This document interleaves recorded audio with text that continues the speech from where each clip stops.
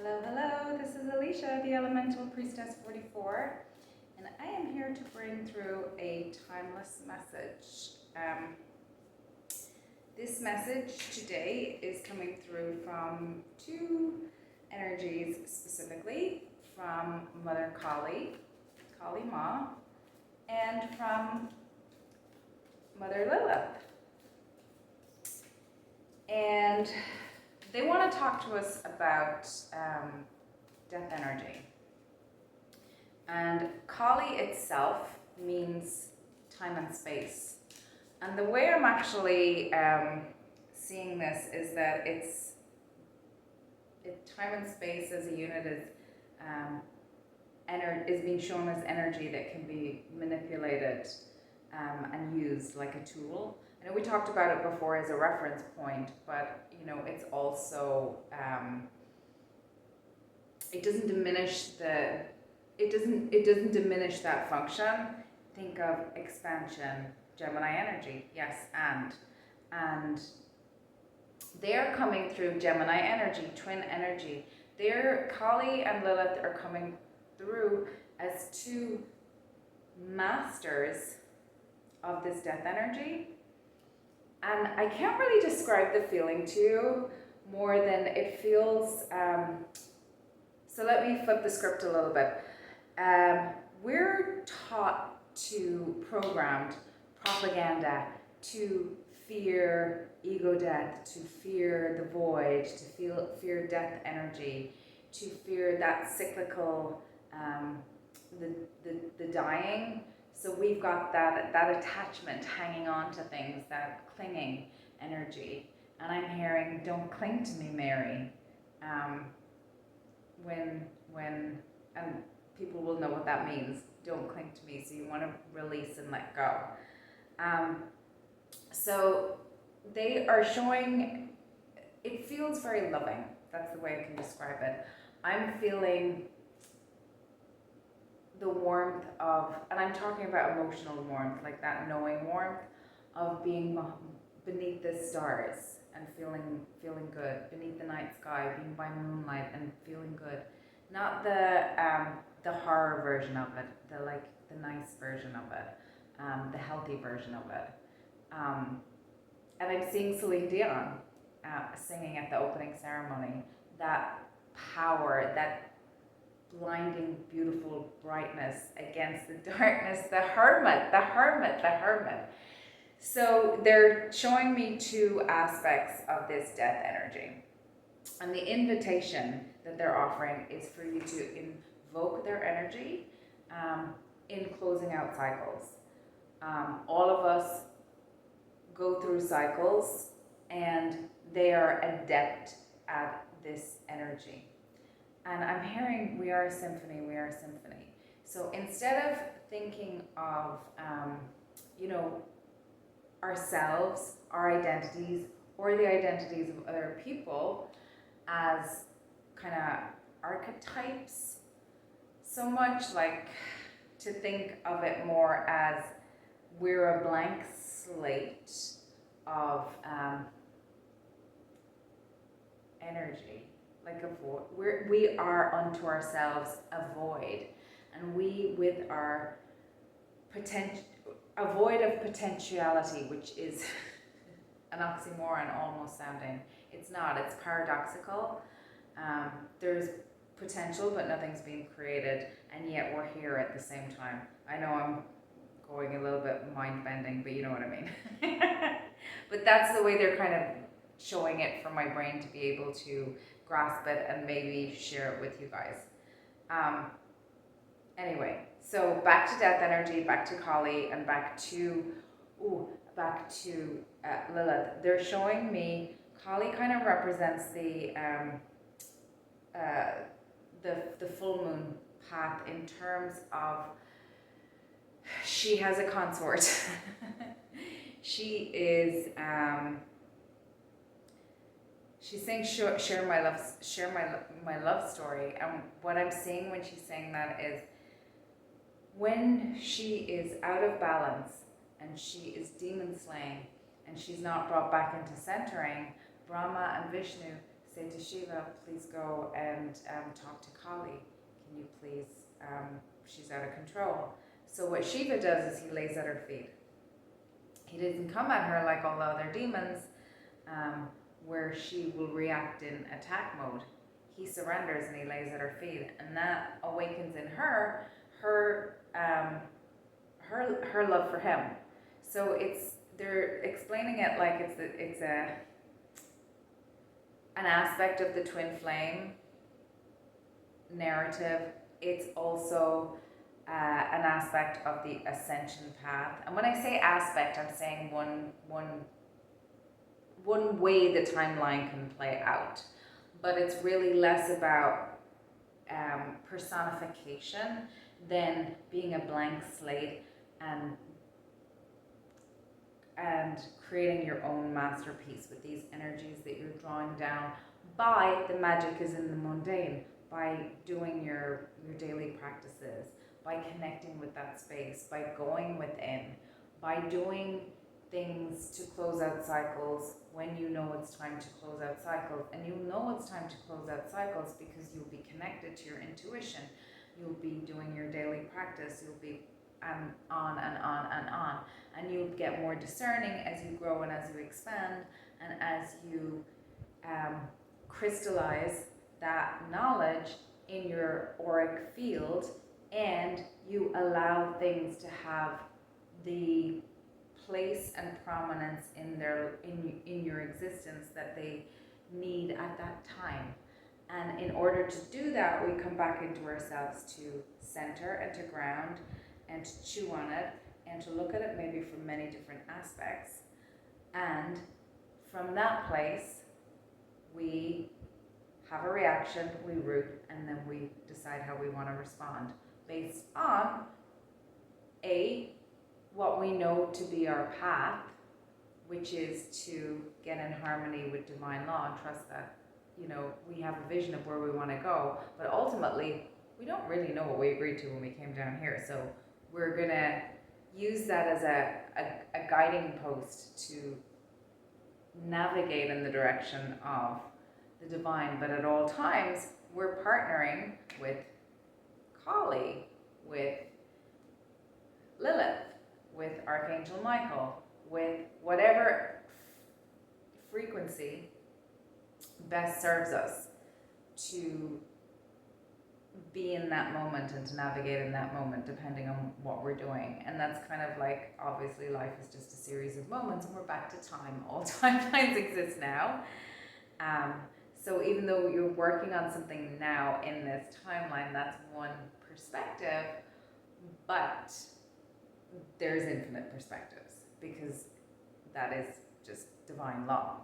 So Lilith, on the other hand, so Kali has this kind of like, she has a consort, and technically she has a consort, but really to me that's more representative of she's in mastery of her divine feminine, her chaos, and she's also her own Shiva. She's in charge of her own holding space for herself. That's the representation for me. Whereas Lilith, on the other hand, she's with, she's Adam's first wife. And as the story goes, she says, well, as one of the stories go, there's many stories about Lilith, she wanted partnership, but he was like, nah. And she was just like, okay, peace out. You do you. I'm gonna go and, see the world or see the cosmos or whatever. So she basically took the hermit's path. Partnership was not on offer for her. It was what she wanted. She was at the stage where she just went, and she had a hermit's path. But I'm hearing burn the witch. In the age of Pisces, and we've been talking about a lot the devaluation, the annihilation of the valuation of the feminine energy. It was feared, very much feared, both in men and women, and the response to that was a subjugation of it and a devaluation of it. And we can talk about how that's kind of that's a symptom, but a root cause is, where did the fear come from? Fear, I must not fear. Fear is the mind killer. I must not fear. Fear is the mind killer. Fear is mind control. So being discerning is knowing what to truly be afraid of, and looking at the truth of things. With Kali and Lilith also, they're pulling me back away from the fear, because that's kind of the programming. That's what they're here to teach us, to invite us into using this death energy more frequently, and not to be afraid of it, to use it in a loving way, and to honor it, and to be ceremonial with it, and to Marie Kondo the karmas the lessons that we're done with out of our life, and allow the karmas that our ego thinks that we want. Our soul wants it all. Our soul just wants to grow and ascend and love and be divine and all those things. But our lower ego identity is not wanting that to happen. And there's mind and body, by the anxiety that gets churned up in the human body. Mind control is so easy, because it's easy to paralyze us with fear. So it's so important to work on all our systems, to eat properly, to get proper rest, to really understand our own thoughts, where they come from, our own feelings, and to really be able to know how to center our own energy. And from there, we can create. From there, we can create, and we can live our purpose. I keep hearing we are a frequency. So, like I was saying earlier, what they really want us to know is that this place of void is not to be feared. It's a place of the utmost sanctity, and it's not really an absence. It's a potentiality. That's what it is, and that can feel scary to us, because we're mind controlled to certainty. But there's no, if you talk to any artist, and probably any psychologist, there's no creation, there's no room for creation inside of that. So they're really inviting us, and I'm hearing Hieros Gamos. So it's really connecting they're really drawing me to the sacral chakra, to sacred movement, to moving whatever it is, Venus, K2, Hieros Gamos, Little Death. They're inviting us to change our perspective on how we view ego death. Ego death is actually a celebration, and to move towards it more reverently and more consciously and willfully. And that's actually what manifestation is. It's just that when you put the lens of fear on it, it's like ego death, towers, creative. They're inviting us into a sacred dance. I don't really have a lot else to share at this time. I think I'm going to leave it there. I've been trying to get this message out for a while, but there's something really about the moving it through the body, and we've been talking about this a lot on my channel, about moving the energy through the body and being able to clear out toxins, They're saying that you might be really experiencing some cold turkey, like some sweating and things like that when you're releasing a lot of these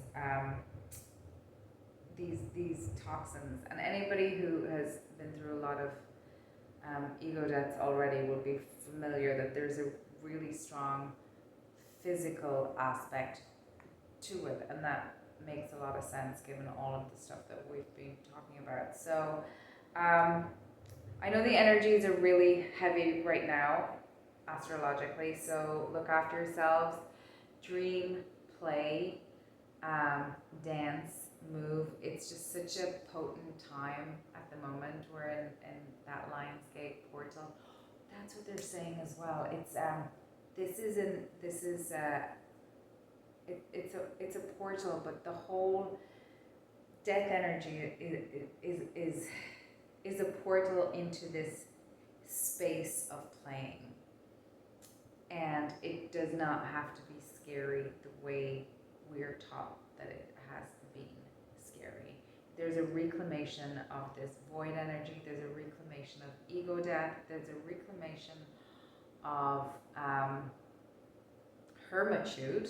There's a reclamation of so much, and we're seeing that in the world at large as we move towards the age of Aquarius. And one thing, I just looked at my transit before I got on here, and I noticed, my moniker is the Elemental Priestess 44. My Pluto is in Aquarius at 0 degrees 44 in the 3rd house. So I don't know how mangled this message was, but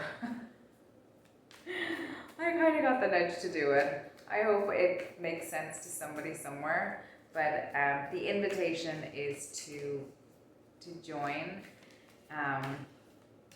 Lilith and Kali to invoke their energy. They're so loving and playful, the energy that they have, but also don't mess with them. And they're inviting you to, I'm seeing the Strength card, I'm seeing White Buffalo Woman, I'm just seeing, and I'm seeing them not do anything. Like the energy is that they're in their serene, elevated, elegant energy, and energetically, like that's just the blowback that you're going to get if you try and come at them, if that makes sense. I'm going to leave it there because I could ramble off in a bunch of different directions. Anyway, look after yourselves, and this is the Way of the Panda tarot. This is my favorite 8 of Cups tarot card that I have, and it's really so synchronistic to me. This panda, and see all the butterflies for transformation. Bye-bye to the things that don't serve us. This is joyful death energy, and that has just, I'm going to leave it at that. Okay, take care, y'all. Bye.